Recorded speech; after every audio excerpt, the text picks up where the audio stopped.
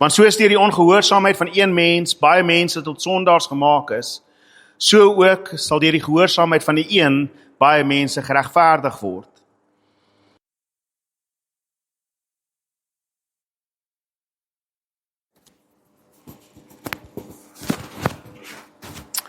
Voordat ons nou na die woord gaan, is dit Moedersdag, en ek wil aan al die ma's sê, geseënde en gelukkige Moedersdag.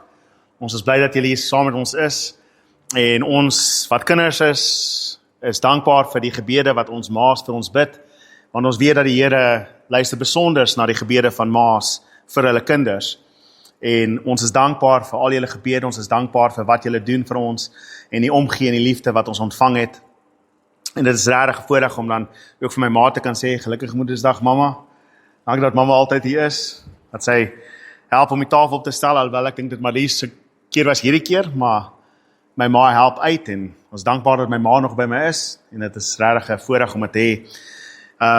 Wil julle nie net saam met my die hande uitstrek na die ma's nie, as jy langs jou ma sit raak aan haar. As jy net jou hande wil uitstrek, is reg, as jou ma nie hier is vandag nie, strek jou hande na waar ook al jy dink sy is, maar kom ons bid die Here se seën oor hulle. Vader, ek dank U, Here God, vanmôre, dat ons kan bid vir elke ma in hierdie gemeente vanmôre. Here, elke ma wat dalk nie vanmôre hier is nie, waar hulle ook al is, Here God, dat U seën op hulle sal wees. Here, ek bid dat U met hulle sal wees in die dag, Here God, terwyl ons in dankbaarheid vir hulle eer vanmôre, Here God. Here, ek weet, Here, dat U luister na die gebede van ma's vir hulle kinders. Here, en dit is so belangrik dat kinders 'n goeie ma het wat omgee vir hulle. En ons dank U vir die voorreg en genade wat ons ontvang het om goeie ma's te hê in hierdie huis vanmôre, Here. En ek bid, Here, dat U hierdie dag vir hulle waardevol sal maak, dat U hierdie dag vir hulle 'n gelukkige dag sal wees. Here, my God, en dat hulle geseën sal word. Here, en vir daardie ma's wat vanmôre nog bid vir hulle kinders, wat U nog nie ken nie, bid ek, Here, dat U sal ag gee op hulle, en ek weet, Here, dat U luister na hulle gebede. Mag hulle versterk word in hulle geloof en in hulle toewyding daaraan, om te bid vir hulle kinders. En ek dank U werklik vir die genade wat ons ontvang het, om hierdie ma's in ons midde te hê. Mag U seën op hulle rus in hierdie jaar wat kom. Amen en amen. En dan sal ons dan, terwille van die ma's, na die tyd bietjie koek en tee eet. Ek hoop almal van julle sal saam met ons daar wees, en bietjie lekker gesellig wees, dat ons daarom saam met die ma's koek eet, en die man sal die skottelgoed was. Okay? Moenie worry nie. Ma's kan wag, ek en Jaco sal die skottelgoed was, ons sal miskien vir Marlies ingryp. Ons sal kyk, maar ma's, julle hoef niks te doen vandag nie, okay? Julle kan net sit en eet, en lekker geniet. So, wie gaan die koek sny? Okay, iemand gaan die koek sny, iemand sal uitfigure wie die koek sny. Ons sal seker, Murdo gaan die koek sny, dat is hy. Murdo gaan die koek sny, dis reg, dankie Murdo. Ek dink hy het gebak ook vanoggend, né? Het jy gebak vanoggend? Ja, nee, kyk hierso. Die mans is on top of it, julle. Ma's, julle hoef nie bekommerd te wees nie, hier's mans wat weet wat om te doen. So, julle kan rustig wees. Amen. Maar kom ons rig ons harte en ons gedagtes nou na die skrif, na die woord van God toe, want dit is waarom ons eintlik hier is. Julle kan slank vir my blaai na Romeine 5, en ons gaan lees vanaf vers 12 tot 21 in die skrif vanmôre. Romeine 5 vers 12. Daarom, soos deur een mens die sonde in die wêreld gekom het, en as gevolg van die sonde die dood, so het die dood ook tot alle mense deurgedring, omdat almal gesondig het. Voor die wet was daar reeds sonde in die wêreld, maar as daar nie 'n wet is nie, word sonde nie toegereken nie. Nietemin het die dood van Adam af tot by Moses geheers, ook oor die mense wat nie gesondig het op dieselfde wyse as wat Adam oortree het nie. Adam is 'n voorbeeld wat heenwys na hom wat sou kom. Maar die genadegawe is nie soos die oortreding nie. Want as deur die oortreding van een mens baie gesterf het die genade van God, ja die genadegawe wat deur die een mens Jesus Christus gekom het, vir baie mense nog soveel oorvloediger geword. En die gawe is nie soos die gevolg van een mens se sonde nie, want die oordeel oor een mens se oortreding het tot veroordeling gelei, maar die genadegawe het tot vryspraak van baie oortredings gelei. Want as deur die oortreding van die een mens, die dood deur daardie een mens begin heers het, sal hulle wat die oorvloed van God se genade ontvang, ja, die gawe van sy regverdiging, nog soveel eerder deur die een mens, Jesus Christus, in die lewe regeer. Daarom dan, soos daar deur die oortreding van een mens veroordeling oor alle mense gekom het, so het daar ook deur die een mens se gehoorsame optrede vir alle mense regverdiging tot die lewe gekom. Want soos deur die ongehoorsaamheid van een mens baie mense tot sondaars gemaak is, so ook sal deur die gehoorsaamheid van die een baie mense geregverdig word. Die wet het daarby gekom met die gevolg dat die oortreding toegeneem het. Maar na mate die sonde toegeneem het die genade nog soveel oorvloediger geword. Dus, net soos die sonde deur die dood geheers het, sal ook die genade deur die regverdiging heers en tot die ewige lewe lei deur Jesus Christus, ons Here. Vader, mag ons verryk word deur u woord vanmôre. Mag u in die genade tot ons spreek en mag ons ag gee op dit wat u vir ons sê in hierdie skrif. Heilige Gees, dat ons sal verstaan wat u vir ons hier sê, deur die pen van Paulus. Here, dat ons sal begryp hoe ver hierdie genade strek, wat bewerkstellig is deur die gehoorsame daad van een mens, Jesus Christus. Heilige Gees, dat ons dit sal begryp en uitleef in ons lewens. En dat dit vrug sal dra in ons harte vanmôre. En Here Jesus, dat u verheerlik word in alles. Amen en amen. Nou, as 'n mens hierdie gedeelte vir die eerste keer lees, of vir die tweede keer, of vir die 10de keer, dan is jy nog steeds so deur mekaar soos wat jy was die eerste keer toe jy het gelees het. Want dit lyk asof Paulus regtig net rondspring hierso tussen die een mens en die een mens, en die een oortreding en die een genade en die een dit en die een dat. En dit is moeilik om partykeer te volg wat die rede is vir hierdie gedeelte in die skrif. Veral as ons kyk na die wonderlike manier hoe hy die vorige vers geëindig het, waar hy praat van die genade wat ons in Christus ontvang het, die versoening wat ons ontvang het. Ons het 3 hoofstukke gehad wat gegaan het oor die sonde en hoekom ons almal gesondig het en hoekom ons almal skuldig staan voor God. En hy het vir ons toe in Romeine 4 gewys, maar deur die genade is ons vrygespreek. En in die begin van Romeine 5, ons het hierdie voorreg dat ons geregverdig is in Christus. En vir een of ander rede kom hy terug na die sonde in vers 12. En hy sê, soos wat deur een mens sonde in die wêreld gekom het en die dood, so is ons almal skuldig, want ons almal het gesondig. En 'n mens kan die vraag vra, Paulus, hoekom keer jy terug na die sonde toe? Ons dag ons is klaar met dit. Ons dag ons is verby die sonde. Maar die ding is dat Paulus wil vir ons wys hoekom dit belangrik is dat ons vashou aan die een werk wat Christus verrig het, eens en vir altyd, wat tot ons verlossing gelei het. Maar om dit vir ons vas te stel, moet hy teruggaan na die heel begin toe, na Adam toe. Sien, hy het vir die geloof het hy gegaan na Abraham toe, vir die sonde gaan hy terug na Adam toe.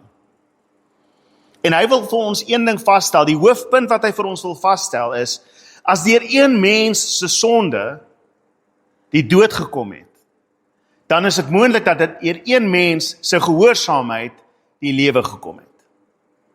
En ons moet dit verstaan binne in die konteks wat Paulus vir ons probeer sê, want hier is een van die moeilikste vrae wat ons het, daardie laaste gedeelte wat hy sê, dat deur die sonde in die vers 12, deur die sonde het die dood gekom, en die dood het tot alle mense deurgedring, omdat almal gesondig het. En 'n mens kan dalk dink, maar wat bedoel hy met almal wat gesondig het? En ons kan gaan kyk na Romeine 1 en Romeine 2 en Romeine 3 en sê, ja, maar almal het gesondig, ons is almal sondaars. Ons het dit voorheen al genoem, ons almal sondig vandat ons kan skree, sondig ons al. Maar dit is nie wat Paulus hier vir ons argumenteer nie. Want in verse 14 tot 17 sê hy dat dit gaan nie oor almal se sondes nie, dit gaan oor een man se sonde, Adam se. Adam se sonde het die dood in die wêreld gebring. En dit is ook interessant dat hy sê, deur een mens het sonde in die wêreld ingekom. En die vraag wat gevra kan word rondom is dit, maar waar kom die sonde vandaan? Was daar sonde voor Adam? Wel, ons kan in konteks van skrif miskien sê, ja, wel die duiwel het gesondig, hy is van die begin af 'n leienaar. Die sonde het van buite af ingedring in die skepping in, so daar was al sonde wel. Maar Adam is die rede hoekom daar sonde in ons wêreld is. En omrede die hele wêreld aan verganklikheid onderdanig is. En so die vraag wat teoloë vir eeue besig hou, is daardie vraag, wat beteken dit as dit almal gesondig het? Maar tog is dit een man se sonde wat ons laat sterf. Want hy sê in die tweede vers 13, sê hy, voor die wet nog daar was daar reeds sonde. Was daar reeds sonde. Nog voordat daar wet was, nog voordat daar 'n reël was daar sonde.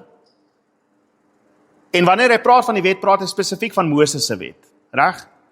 Hy sê die rede hoekom ons weet dat sonde van die begin af daar is omrede mense dood gegaan het van die begin af. En dit is iets wat 'n mens sien in Genesis 5. As jy Genesis 5 lees in sy konteks, dit gaan oor die geslagregister van die mens, maar dit eindig elke keer met die woorde, en hy het gesterf. Adam het kinders gehad, en hy het gesterf. Set het kinders gehad, raai wat? Hy het gesterf. Sy kinders gehad, en hy het gesterf. Dit is hierdie konstante herinnering dat iets onherroepelik gebreek het binne in die orde van die skepping, deur Adam se sonde. Dat almal sterf, almal gaan dood. En so, Paulus sê dat dit het nie gewag vir die wet nie, dis nie asof mense gelewe het totdat Moses die wet gegee het en gesê het, dit is die reëls nie. Die 10 gebooie het nog nie bestaan by die mense nie, daar was nie 'n Sabbatdag nie, daar was niks van daai tipe reëls nie. Inteendeel, weet julle wanneer is daar eers 'n reël gemaak dat jy iemand nie mag doodmaak nie? Ek gee julle raai, wanneer dink julle was daar 'n wet gegee wat sê jy mag nie doodmaak nie? Eers nadat Noag van die ark afklim, ouens. Dis die eerste keer wat God uitdruklik sê, as die bloed van 'n mens deur 'n mens vergiet is, daardie mens moet sterf. Dis die eerste keer wat daar 'n wet is dat jy mag nie iemand doodmaak nie. Hoekom? Want hulle is in my beeld geskape. Honderde jare voordat daai wet is vir die mense gegee word. Maar mense het gesterf intussen. En Paulus sê, so voor die wet daar was, is daar geen toerekening van sonde nie, want as daar nie reëls is nie, watter reëls het hulle oortree? Maar tog, almal het gesondig. Almal het gesondig. En so dit is die groot vraag, watter sonde praat hy hiervan? Nou daar is hoofsaaklik 4 sieninge oor dit. Nommer 1 is 'n siening wat daar in die 4de, 5de eeu, laat 4de eeu, begin 5de eeu na vore gekom het deur 'n man met die naam Pelagius. En hy het gesê dat ons is almal verantwoordelik vir ons persoonlike sondes. En so die sonde waarvan gepraat word is die sonde wat jy begin doen wanneer jy van verstand is om te weet wat reg en verkeerd is, en dan van daardie punt af is die sonde wat jy doen strafbaar. Maar voordat jy nie kan weet wat sonde is nie, is jy nie strafbaar voor God nie. En so sy argument is dat ons almal word goedgebore, ons word sleg deur ons omstandighede. En dit is die siening van die wêreld. Dis hoe die mense die wêreld sien vandag. Dis die wêreldbeskouing in baie kulture. Dat ons almal word onskuldig gebore, ons word vrot gemaak deur ons omstandighede. En so as ons net die opvoeding kan verander van mense, dan kan ons mense heilig maak. As ons net kan seker maak dat mense groot gemaak word op 'n sekere manier en sekere reëls leer, dan sal hulle heilige mense wees. Die skrif is duidelik dat nee, ons is sondaars van die begin af. Nog voordat ons sonde gedoen het, het ons al sonde gehad. En so ons word nie in onskuld gebore nie, maar ons word onder die vloek van sonde gebore van die begin af. En die rede hoekom 'n mens dit weet, en dit is erg om dit te sê, dit is die hartverskeurendste gedeelte van ons lewe, is as babaatjies doodgaan. Want as dood die straf is van sonde, wat 'n straf dra daardie babaatjie? Selfs nie baarmoeder. En so die kind is onderhewig aan die straf van die sonde, nog voordat hy 'n sonde gedoen het. En dit is moeilik, dit is waar wiele van die bus afval. Dis waar 'n party van ons uitklim en sê ons weet nie wat aangaan nie. Is dit nie wreed van God om die kind te straf vir geen sonde nie, dat die kind sou sterf?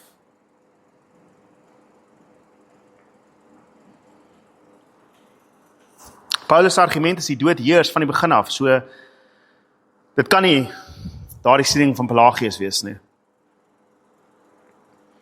'n Ander siening wat baie populêr is vir baie jare is dat ons deel het aan Adam se sonde weens ons verbintenis met hom. Omrede ons almal kinders van Adam is ons sondaars, het ons deel aan daardie sonde wat hy gepleeg het. En die argument wat gevoer word is 'n teks in Hebreërs 7 vers 9, ek gaan nie hele teks lees nie, maar in Hebreërs 7 word daar geargumenteer dat Levi tiendes betaal het aan Melchisedek voordat hy nog gebore is, omrede hy 'n afstammeling van Abraham is. So Levi wat soos 'n klein seun van Abraham is, het tiendes betaal aan hierdie ander ou wat al lankal dood is nog voordat hy gebore is, weens sy verbintenis met Abraham, omdat hy uit Abraham afkomstig is. En so mense wat daardie gedeelte van Hebreërs sê, maar dan werk dit seker ook so met ons sonde, omrede ons almal afstammelinge van Adam is ons sondaars, omdat ons saam met hom gesondig het, nog voordat ons gebore is, want in 'n manier het ons al klaar in Adam bestaan. Dis 'n baie moeilike een om in jou kop om te gaan, maar dis die argument wat gevoer word, dat bloot omrede ons sy kinders is ons skuldig aan sy sonde. En daar is baie kulture wat nog hierdie gedagte het. 'n Mens sien dit selfs in die Ou Testament. Daardie man wat, toe hulle Israel ingevat het, nadat hulle Jericho geoorwin het, toe hulle by Ai moes ingegaan het, toe was daar die een man wat moes geoortree het. En hierdie man en sy hele familie en sy kinders en almal van hulle word doodgemaak oor die sonde wat daardie een man gedoen het. Die hele familie, al die kinders is skuldig gevind as gevolg van dit. En selfs in kulture vandag, veral in jou Asiese kulture, die kinders is skuldig aan die ouers se sonde. Die kinders moet betaal vir die skuld van die ouers. As jou pa 'n moordenaar is, dan word daar aanvaar dat jy ook 'n moordenaar is. Jy moet net die kans gegee word. Maar die kinders is skuldig aan die ouers se sonde. En mense sien dit miskien selfs in God se openbaring, wanneer hy sê dat ek straf die sonde van die vaders tot in die 3de en 4de geslag. En dan het 'n mens miskien die gedagte, is dit wat van gepraat word hier, is dat ons is skuldig aan die sonde wat Adam gedoen het, omrede ons kinders van Adam is. Maar dit is nie die argument wat Paulus hier voer nie. Want hier is die interessante ding. Eva is die een wat eerste gesondig het, nie Adam nie. Eva was die eerste sondaar. Jammer moeders op Moedersdag. Eva was die eerste een wat gesondig het, reg? Maar dit is nie Eva se sonde wat aan ons toegereken word nie. Dis Adam se sonde wat aan ons toegereken word. So dit kan nie bloot gaan oor die natuur van sonde wat ons deelagtig is nie. En dit bring ons by die derde een, dat ons 'n sondige natuur het, dat ons onsself nie kan help nie.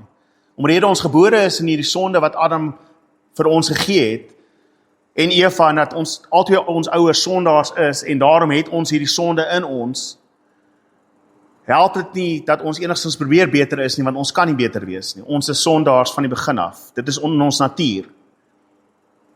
'n Kat miau en 'n hond blaf en 'n mens sondig. Dis wat ons doen. En 'n mens kan dalk argumenteer dat dit op 'n manier seker dit is waarvan Paulus praat, maar dit is nie. Paulus wil vir ons 'n baie spesifieke punt maak in hierdie hele gedeelte. Ek lees vir ons vers 18 en 19 weer eens. Luister na wat ons moet verstaan oor die sonde wat aangaan. Hy sê in Romeine 5 vers 18, daarom dan, soos daar deur die oortreding van een mens, veroordeling oor alle mense gekom het, so het daar ook deur een mens se gehoorsame optrede vir alle mense regverdiging tot die lewe gebring. Kom ons fokus net op Adam vir nou. Want soos deur die ongehoorsaamheid van een mens, baie mense tot sondaars gemaak is, so ook sal deur die gehoorsaamheid van die een baie mense geregverdig word. Deur een mens se oortreding is almal veroordeel. Deur een mens se ongehoorsaamheid is almal tot sondaars gemaak. So dit gaan nie oor persoonlike sondes nie. Dit gaan nie oor Adam se natuur om 'n sonde te pleeg nie. Dit gaan oor daardie een daad wat hy gedoen het, daardie een werk wat Adam gedoen het, toe hy geëet het van die vrug wat hy nie mag van eet nie. Want in daardie een reël wat die Here gegee het vir die mens, sê hy dat jy mag eet van alles, behalwe daai een boom.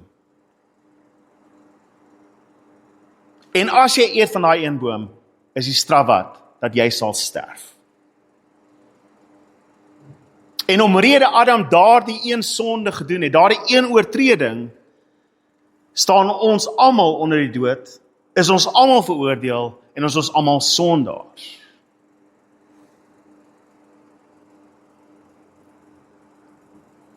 En hier is die Bybelse siening oor hoe ons deel het aan Adam se sonde, en dat almal gesondig het, omrede een gesondig het. En dit is dat Adam aangestel is as die verteenwoordigende hoof van die menslike ras, van die mense. Adam staan in as die verteenwoordiger van almal. En om te verstaan hoe dit werk, in die ou tyd wanneer daar oorlog was, het twee weermagte teenoor mekaar gestaan. En dikwels wat die weermagte dan gedoen het, is hulle het gesê, kom ons stuur ons kampioen uit, en jy stuur jou kampioen uit, en laat daai twee kampioene teen mekaar veg. En wat 'n kampioen ook al wen, die hele ander nasie wen as gevolg van daai kampioen. Julle het dit al gesien seker in prentjies. Ons sien dit in Dawid en Goliat se storie ook, né? Goliat kom uit. Dis nie die hele Filistynse ryk wat uitkom nie. Een man kom uit. Een man kom uit die Israeliete uit. Hulle twee veg teen mekaar. Die oorwinnaar van daardie stryd is die verteenwoordigende hoof van die hele weermag. En omrede hy wen almal, of hy verloor en almal verloor. En so Adam is aangestel as die verteenwoordigende hoof van alle mense. En hy word op die proef gestel, hy word in die tuin gesit en hy word gesê, daar's 'n boom, en jy mag nie van hom eet nie. Letterlik al wat Adam hoef te doen is niks te doen nie. En hy wen. Dit is die maklikste toets wat jy aan kan dink. Doen niks nie en ons wen. Dis al. En Adam wys, nee, ons gaan dit doen. En as gevolg van dit, word ons almal veroordeel tot die dood toe. En dit is die groot vyand.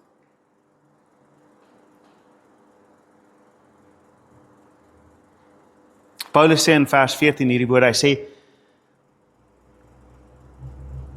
nietemin het die dood van Adam af tot by Moses geheers. Ook oor die mense wat nie gesondig het op dieselfde wyse as Adam se optrede nie. Selfs die mense wat nie soos Adam gesondig het nie, is onderdanig aan die dood. Die dood heers oor almal. Weens die sonde wat in die skepping ingekom het, deur een man se werk. Adam se. En dit is in daardie wet wat die Here vir hom gegee het, toe hy sê dat jy sal sekerlik sterf. En tog sien ons God se genade op 'n sekere manier, want Adam sterf nie onmiddellik nie, né? Adam leef nog ten minste 800 en iets jaar voordat hy doodgaan.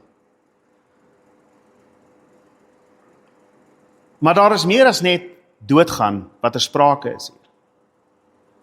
Adam is nie net 1 keer dood nie, hy is nie net 2 keer dood nie, hy is 3 keer dood. En elkeen van ons is nie net 1 keer dood nie, ons is nie net 2 keer dood nie, ons is 3 keer dood. Wat bedoel ek daardeur? In die eerste plek, Adam sterf 'n geestelike dood. Hy word absoluut afgesluit van die Here af. Tot en met daardie sonde het hy vrylik in die tuin saam met die Here gewandel. Hy word uit die tuin uitgegooi, hy word verbied om enigstens terug te kom in die tuin. Enigstens terug te keer na waar hy kan eet van die boom van die lewe. Daar staan in Genesis dat kom ons sluit die tuin vir hom sodat hy nie kan eet van die vrug van die lewe en nog aanhou lewe nie. Hy sterf 'n geestelike dood op daardie dag wat hy nie toegang het tot God nie. En ons almal wat gebore word buite die tuin gebore. Ons word buite die paradys gebore. Wat beteken ons word doodgebore? Jy's eenmaal dood. Jou gees is dood. Efesiërs 2 sê Paulus dat ons is dood in ons sonde voordat ons tot bekering gekom het. En omrede ons gees dood is, kan ons nie volgens die gees lewe nie. Dis die argument. Dis waar die natuur inkom. Wat gaan 'n dooie mens doen? Dooie dinge. En die dood word gekoppel aan die sonde. En so ons is geestelik dood wanneer ons gebore is. Afgesny van God buite die tuin. Daar is die tweede dood, wat Adam ook sterf. Dit is die fisiese dood wat hy uiteindelik gaan sterf. Maar dit is nie net daardie eendag dood nie. Dit is elke dag sterf. Weet julle dat jy besig is om te sterf op die oomblik? Wanneer jy gebore word, is jy besig om dood te gaan. Dink daaraan. As jy niks doen nie, gaan jy doodgaan. Maar jy moet eet, om nog 'n dag deur te kom. As jy ophou eet, sterf jy. As jy ophou water drink, sterf jy. As jy nie elke dag in die sweet van jou aangesig werk om te eet nie, dan sterf jy. Jy bly nie aan die lewe omrede jy net aan die lewe bly nie, jy moet werk vir dit. En as jy 'n kind is, moet iemand jou nog voer vir dit. En as jy oud genoeg word, gaan iemand jou nog voer vir dit. Maar jy moet, dis werk om in die lewe te bly. Jy is nie net aan die lewe omdat jy in die lewe is nie. Dis werk. En elke dag word ons herinner aan die verganklikheid van ons liggame. Ons word swak, ons kry seer, ons word siek. Ons is konstant besig om dood te gaan. Ons is besig om te sterf die hele tyd. En so daar is 'n vrees van die dood oor die mensdom en ons word slawe van die dood. Ons word slawe van die vrees van die dood in ons lewens. Want die rede hoekom mense sekere dinge doen is om aan die lewe te bly. Ek moet iets doen om te oorleef. En partykeer beteken dit dat ek aaklige dinge doen, want ek moet oorleef. Mense doen partykeer horribale dinge net om te oorleef. As voorbeeld gee ek vir julle daardie rugbyspan wat in 'n vliegtuig in die Andes of die Alps geland het. En toe trek hulle looitjies oor die ouens wat dood is, wie eet ons eerste? Nooit in jou lewe gaan jy op 'n tafel sit en sê, gee my 'n been nie.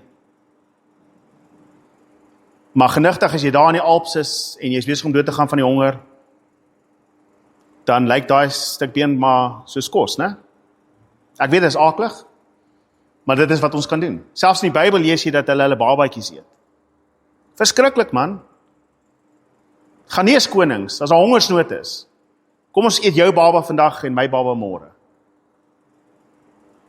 Mense sal om te oorleef die ergste dinge doen.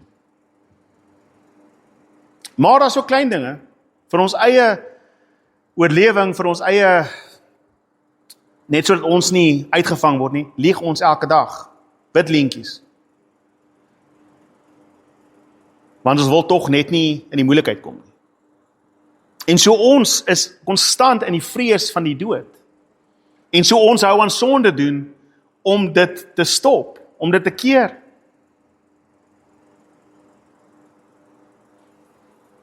En so Adam vandat hy gesondig het, is onder die straf van daardie dood wat hy moet voorwerk. Maar erger as die geestelike dood en die fisiese dood, is daar die derde dood wat elke mens sal sterf buite Christus. En dit is wanneer die oordeel kom. Nou in Openbaring 21, wanneer daar gepraat word van die oordeel, of Openbaring 20 en 21, noem die skrif dit die tweede dood, maar in ons konteks is dit soos die derde dood. Want dit is wanneer hulle gestraf word wat nie in Christus is nie. Daar word uitdruklik gesê dat die boeke word oopgeneem en almal word geoordeel volgens hulle dade, van klein tot groot. En as iemand se naam nie in die boek van die Lam gevind word nie, dan word hulle saam met die doderyk in die hel en dood gewerp en hulle sterf vir tweede dood. Maar hulle wat in Christus is, het nie deel aan daardie dood nie.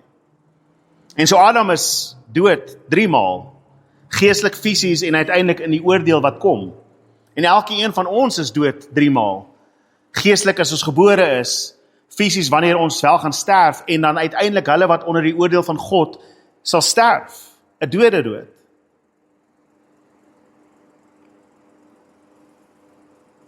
En Paulus wil ons aandag op dit vestig, dat Adam as ons verteenwoordigende hoof, sy sonde, sy een daad, het gelei tot die sonde en die dood van ons almal, so dan ook.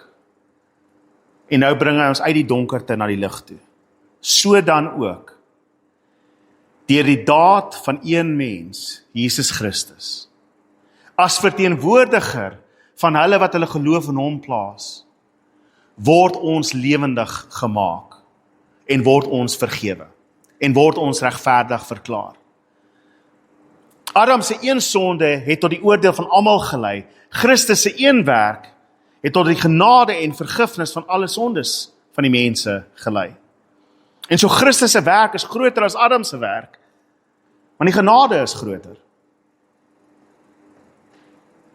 Hoekom is die genade groter? Broer en suster, dit is, as jy Romeine 4 en 5 opgelet het tot nou toe, besef ons dit. Adam hoef niks te gedoen het nie, en hy sou gelewe het. Daar was geen rede vir Adam om te gesondig het nie. Daar is oorgenoeg om te eet. Hy kan van elke boom 'n vrug pluk en eet, en hy sal lewe. Daar's letterlik net een boom wat hy nie hoef te pluk nie. En so daar word net gesê, Adam, staan net terug, broer. Doen niks. Doen niks. En Adam sondig nog steeds. Hy eet nog steeds die vrug. En as gevolg van dit word ons doodgemaak. Vir Christus, ook in die tuin, word daar nie gesê, bly weg van die boom af nie. Daar word gesê, gaan na die kruis toe. Jesus moet iets doen om ons te red. Adam hoef niks te gedoen het om ons te laat val in die sonde nie. Of om ons veilig te hou nie. Jesus moet die teenoorgestelde doen van Adam. Adam is in 'n tuin omring deur bome van vrugte waar hy niks kort nie. Jesus bevind hom in 'n tuin waar hy bloed sweet van angs oor die dood wat hom dreig. En hy kyk na die kruis, die boom voor hom. Adam hoef net nie te eet nie. Vir Christus word daar gesê, neem en eet en drink van daardie kruis. En Jesus oorwin die geveg, nie op die kruis alleen nie, maar in die tuin, wanneer hy sê, nie my wil nie, maar u wil. Want dit is waar Adam gefaal het. Adam en Eva se sonde is, ons wil, nie u wil nie. Jesus se oorwinning is, u wil, nie my wil nie. En Christus gaan na die kruis gewillig, en hy sterf in ons plek. En deur daardie een daad en daardie een werk wat Jesus Christus doen, word ek en jy vanmôre vrygespreek in die genade van God. En ons hoef nie aanhou te presteer om daardie genade te ontvang nie, want ons kan nie. Maar ons moet verstaan wat Paulus vir ons sê hier. Hy sê in die vers 21, net soos die sonde deur die dood geheers het. Reg, daar's weer die heerskappy van die dood. Sal ook die genade deur die regverdiging heers en tot die ewige lewe lei in Christus Jesus. Voordat ek en jy tot bekering gekom het, broer en suster, het die dood oor ons geheers. En het ons geen mag gehad om uit dit uit te kom nie. Maar, omrede Christus gesterf het, omrede hy opgestaan het en die dood oorwin het, staan ek en jy vanmôre onder daardie genade van Christus, geregverdig deur hom, en heers die dood nie meer in ons nie. Die dood het nie meer 'n mag oor ons nie. Gaan ons fisies sterf? Ja. Maar dis waar dit eindig, want ons is lewend gemaak in ons gees, en ons gaan nie die finale dood sterf nie. Hierdie liggaam gaan afgelê word, want dit behoort aan Adam. Maar ons gees behoort aan God. En hulle wat in Christus gevind word, is geregverdig.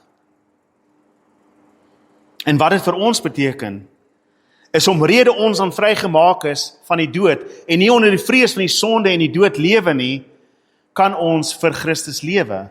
En is dit die argument wat Paulus verder gaan voer in sy brief. Dit is nie meer ek wat lewe nie, maar Christus in my. Want hy is my verteenwoordigende hoof. En my oorwinning is in hom as my verteenwoordigende hoof. En my geregverdiging en my regverdigheid is nie in myself nie, maar in hom, my verteenwoordigende hoof. En ek is weggesteek in wie? Jesus Christus, my verteenwoordigende hoof. En dis die genade wat ons ontvang het toe ons dit nie verdien het nie. Ons wat slawe was, is vrygemaak om te leef tot God se eer. En so as ons al hierdie dinge kan saamvat, dan sien ons die plan van God wat hy bewerk het van die begin af. As gevolg van Adam, ons verteenwoordigende hoof, is sy sonde wat hy in die tuin gedoen het, toe hy van die vrug geëet het, daardie een sonde, toegereken aan almal van ons.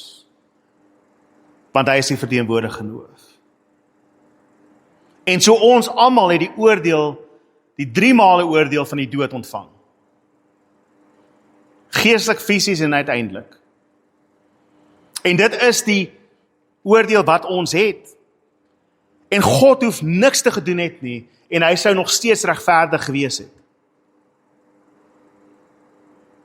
Ek dink ons moet dit besef, ek wil hê julle moet dit besef vanmôre, God hoef jou nie te gered het nie. Hy was onder niemand het hom gedreig nie, niemand het hom gesê hy moet nie, niemand het hom geforseer nie. God kon teruggestaan het, en sy oordeel was regverdig. Hy kon Adam daar doodgemaak het en alles gestop het. Maar, in sy groot liefde, en in sy groot genade, word ons sonde aan Christus toegereken. En die straf wat vir ons vrede bring, word op hom gelê. Reg? En Christus sterf die dood wat ek en jy moet sterf. Hy hoef niks te gedoen het nie, en hy sou regverdig wees. Maar toe doen hy dit, en hy wys sy regverdigheid.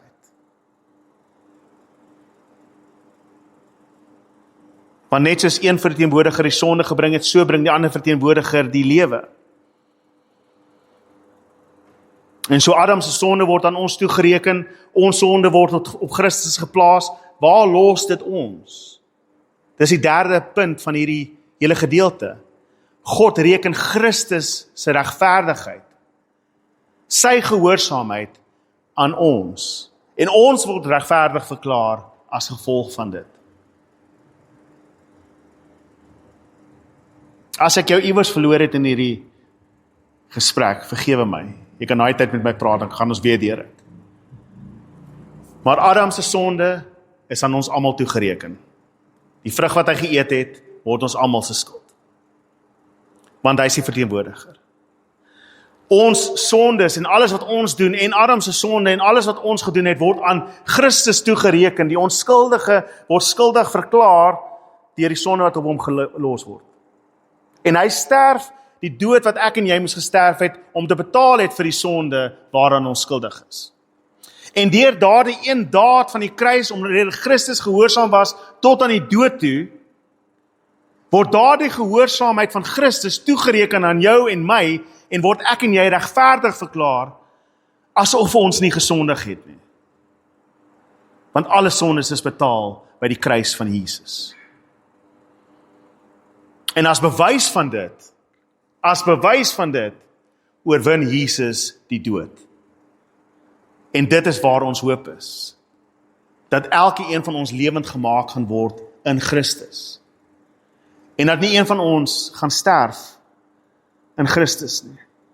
Maar almal wat in hom glo, sal hy die ewige lewe gee.